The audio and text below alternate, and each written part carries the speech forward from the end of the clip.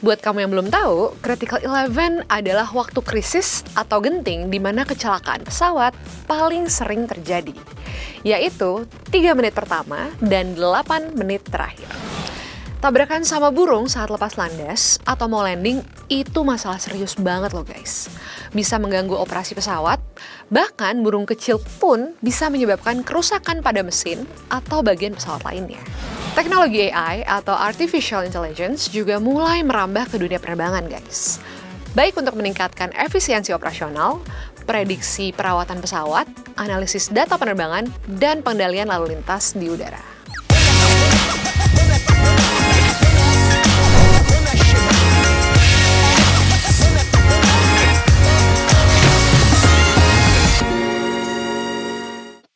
Hey guys, ketemu lagi sama aku di Cockpit Talk. Di video kali ini, aku mau bahas nih istilah penting dalam dunia penerbangan. Saking populernya istilah ini, sampai-sampai menginspirasi penulis untuk membuat novel dan kemudian diadaptasi menjadi film loh. Ada yang tahu nggak istilah ini apa?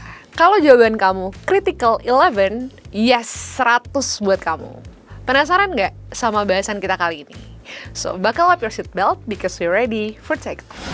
Kalau kamu udah pernah nonton filmnya, istilah dari judul film tersebut memang benar adanya guys.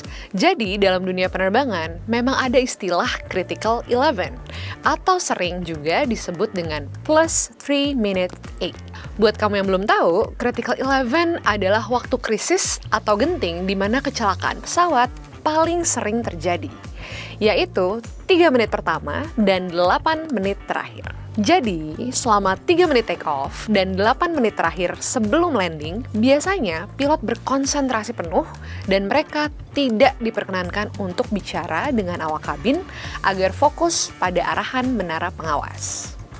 Lalu, awak kabin atau pramugari dan pramugara biasanya meminta penumpang untuk mematikan ponsel, melipat meja, membuka tirai jendela, meluruskan sandaran kursi, dan menggunakan sabuk pengaman. Dari beberapa himbauan di atas, kalian tahu nggak kenapa kita wajib membuka tirai jendela? Ayo, coba bisa nebak nggak? Nah, alasan utamanya adalah demi keselamatan para penumpang, guys. Saat terjadi hal yang tidak diinginkan, para penumpang tahu dan terbiasa dengan kondisi cuaca atau cahaya di luar. Jadi, dapat bereaksi dengan cepat. Selain itu, agar awak kabin dapat memantau kondisi di luar, dan apabila terjadi sesuatu yang tidak beres, maka awak kabin dapat memberitahukan pilot melalui saluran darurat. Sekarang udah paham ya, guys? Aku yakin guys, buat kalian yang sering atau pernah menggunakan pesawat terbang untuk bepergian, pasti ada sedikit rasa takut saat take off atau landing. Nah, ketakutan tersebut sebenarnya wajar. Selama teman-teman bisa mengalihkan rasa takut itu dengan kegiatan yang menyenangkan, seperti dengerin musik, main game, atau baca buku. Aku jamin, perasaan kalian akan lebih tenang saat kalian bisa mengalihkan rasa takut kalian guys. Oke, sebenarnya istilah ini bukan ditemukan oleh satu individu layaknya sebuah teori. Tapi istilah ini muncul sebagai bagian dari praktek keselamatan penerbangan yang telah berkembang dari pengalaman dan penelitian selama bertahun-tahun guys. Jadi, observasi dan riset dunia penerbangan yang dijadikan standar keamanan dalam dunia penerbangan itu sendiri. Sekarang, aku kasih tahu ya, faktor-faktor apa aja sih yang perlu diperhatikan, terutama selama periode Critical Eleven. Yang pertama, yaitu cuaca. Faktor yang satu ini sebenarnya justru menentukan jadwal penerbangan, guys. Karena jika kondisi cuaca yang buruk, seperti kabut tebal, hujan lebat, atau angin kencang dapat membuat visibilitas menjadi sangat rendah. Dan tentunya mengganggu kemampuan pilot untuk melihat landasan pacu dengan jelas. Biasanya, dari pihak otoritas bandara akan mengambil keputusan apakah pesawat bisa take off atau harus delay. Menunggu cuaca lebih bersahabat tentunya. Kalau cuaca sudah kurang baik dan delay, kalian jangan bete ya. Karena itu sebenarnya untuk keselamatan kita bersama guys. Usahakan kalau beli tiket, jadwalnya nggak mepet dengan acara atau agenda kerja yang kamu hadiri ya.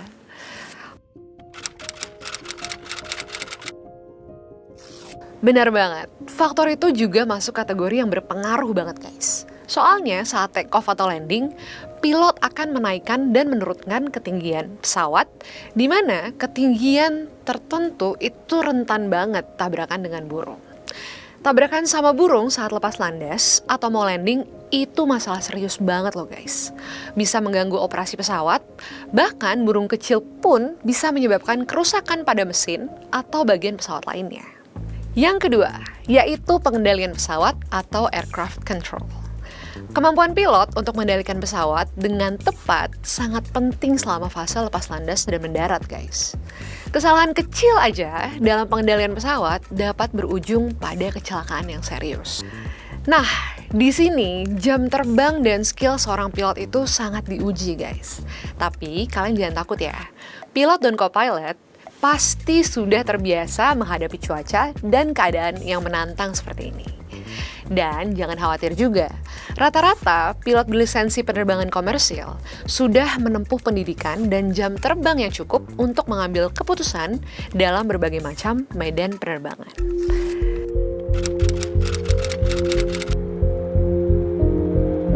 Oke, sebenarnya pengalaman aku dalam melewati Critical 11 itu terjadi di setiap penerbangan, guys. Maka dari itu, dalam melewati Critical 11, aku harus tetap fokus mengoperasikan pesawat. Bahkan, aku nggak boleh tuh ngobrol sama kapten, apalagi ngobrol sama awak kabin di belakang. Kenapa? Karena selain aku harus fokus mengendalikan pesawat, aku juga harus fokus melihat cuaca yang harus aku hadapi dan juga mengikuti instruksi dari menara pengawas atau ATC, guys. Oke, kita lanjut ke faktor lainnya ya, guys. Dalam periode Critical 11, faktor kesalahan manusia juga sangat penting. Faktor manusia atau human factor, baik dari pilot, personel darat, atau pengatur lalu lintas udara, dapat menjadi penyebab utama kecelakaan. Ini bisa termasuk kesalahan dalam navigasi, komunikasi yang buruk, atau keputusan yang salah. Nah, semua elemen sangat penting dalam dunia penerbangan, guys. Setiap individu yang bertugas harus memastikan semua dalam kondisi sempurna dan layak untuk terbang. Biasanya, kalau kita nunggu boarding, kan suka lihat tuh, pesawat dicek sama teknisi, terus pilot juga memeriksa sistem pesawat. Sementara, pihak menara kontrol memastikan trafik udara dan cuaca, supaya kita bisa terbang dan mendarat dengan selamat sampai tujuan.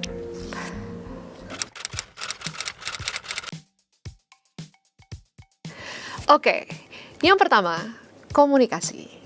Komunikasi yang jelas dan efektif antara pilot, pengatur lalu lintas udara, dan personel darat itu sangat penting, guys, untuk memastikan keselamatan penerbangan.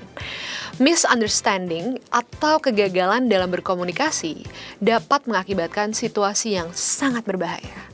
Sebelum terbang, pilot akan menerima laporan, baik dari maskapai mengenai manifest, teknisi soal kondisi pesawat, dan juga menara pengawas mengenai trafik dan cuaca ketika akan lepas landas.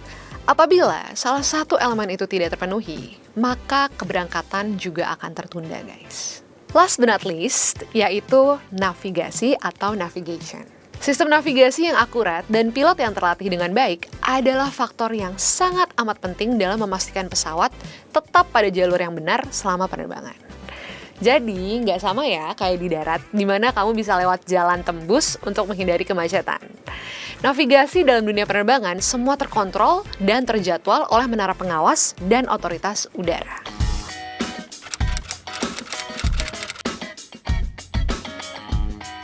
Oke guys, tentunya sebagai pilot, kita itu sudah dibekali dengan knowledge dan skill berupa latihan di simulator. Jadi, ketika terjadi insiden atau emergency situation dalam kondisi Critical 11, maka sudah ada prosedur dan step by step yang akan dilakukan pilot dalam menghadapi situasi tersebut. Tentunya kembali kepada manufaktur dan perusahaan masing-masing ya guys, dalam menjalankan prosedur tersebut. So, kalian tenang aja. Trust the pilot because we are already trained well, guys. Nah, itu tadi beberapa faktor yang punya pengaruh sangat besar saat Critical 11 dalam penerbangan. Dari sekian banyak faktor, guys, sekarang ini sudah mulai berkurang ya kekhawatiran kita. Kenapa? Karena industri pesawat terbang dan navigasi sudah semakin maju. Sekarang mulai dikembangkan tuh sistem canggih seperti anti-collision atau teknologi weather radar yang jauh lebih canggih. Mungkin sebentar lagi akan ada pesawat berbahan bakar listrik atau hybrid. We'll see. Teknologi AI atau Artificial Intelligence juga mulai merambah ke dunia penerbangan, guys. Baik untuk meningkatkan efisiensi operasional, prediksi perawatan pesawat, analisis data penerbangan, dan pengendalian lalu lintas di udara. Terus, untuk para pilotnya, latihan dan simulasi juga diperbanyak untuk menghadapi situasi berbahaya dan meminimalisir resiko kecelakaan, guys. Setiap maskapai juga akan berlomba-lomba nih, meningkatkan pelayanan supaya setiap customer punya experience terbang yang menyenangkan bersama mereka, dan kembali menggunakan jasa maskapai tersebut. Inovasi tersebut tentunya bertujuan untuk membuat penerbangan menjadi lebih aman, nyaman, dan tepat waktu, guys. Oke guys, sekian dulu pembahasan topik kita kali ini. Kira-kira topik apa lagi yang mau kita bahas selanjutnya? Please komen di bawah, atau kalian bisa tanya aku di sosial media lain ya, such as Instagram dan TikTok. And don't forget to like, share, subscribe, dan komen yang banyak ya. Aku mau tahu banget nih, kalian mau tahu apa lagi sih tentang dunia aviasi? Dan pastinya aku akan bahas di next video. So thank you guys for watching and have a safe flight.